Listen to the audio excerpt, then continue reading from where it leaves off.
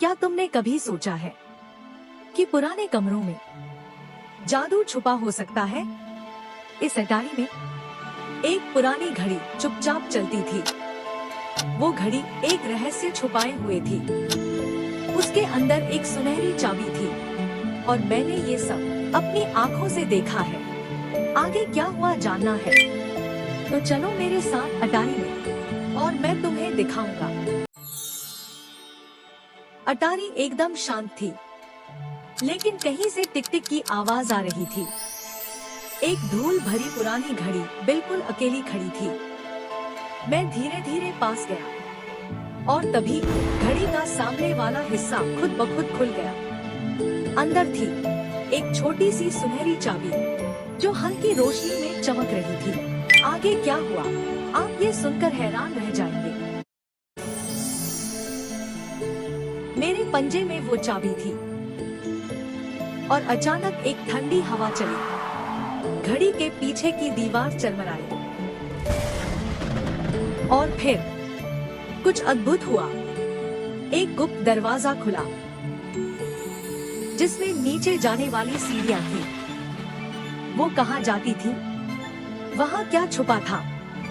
चलो मेरे साथ देखते हैं नीचे क्या है। लाइक और सब्सक्राइब जरूर करें। जैसे ही मैंने पुरानी सीढ़ियां उतरनी शुरू की, दीवारें धीरे धीरे चमकने लगी। अजीब से निशान दिखाई दिए जैसे ही मुझे देख रहे। हवा गर्म थी और उस पर कुछ फुसफुसाहटें थी। फिर मैं नीचे पहुंचा और जो मैंने देखा वो जादुई था। एक रहस्यमय कमरा जहां किताबें हवा में तैर रही थी। दीवारों पर चमकते हुए सितारे और घड़ियां उल्टी चल रही थी। ऐसा लग रहा था जैसे समय थम गया हो। मुझे नहीं पता आगे क्या होने वाला है। इस रहस्यमय यात्रा का हिस्सा बनने के लिए लाइक और सब्सक्राइब करें। और बीच में कुछ चमका। वो दरवाजा लग रहा था जो रोशनी से बना हो, पर उसमें ना कोई कुंडी थी ना ताला। सिर्फ एक अजीब सी लाइन थी। समय सीधा नहीं है, ये गोल घूमता है।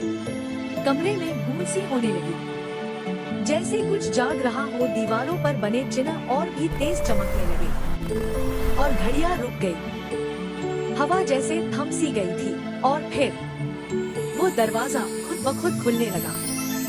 अंदर से एक हल्की सुनहरी हवा बाहर आई और कोई मुझे बुला रहा था।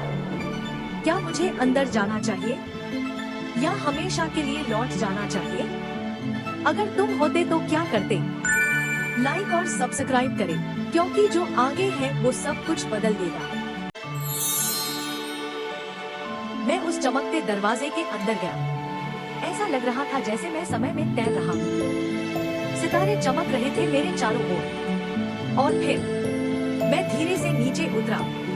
एक ऐसी जगह जो मैंने कभी नहीं देखी थी। लंबे पेड़ जिनकी पत्तियां चमक रही थी, तैरते हुए टापू और एक गहरा सन्नाटा। लेकिन फिर वही टिक टिक की आवाज। आसमान से कुछ नीचे आया।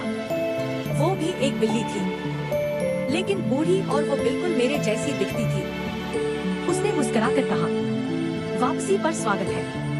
मैं इंतजार कर रहा था। रुको, उसका मतलब क्या है? वापसी? क्या मैं पहले भी यहाँ आ चुका हूँ? क्या ये भविष्य है या अतीत या दोनों? ये कहानी तो अब शुरू हो रही है। अगर जानना है आगे क्या होता है, तब लाइक और सब्सक्राइब करें।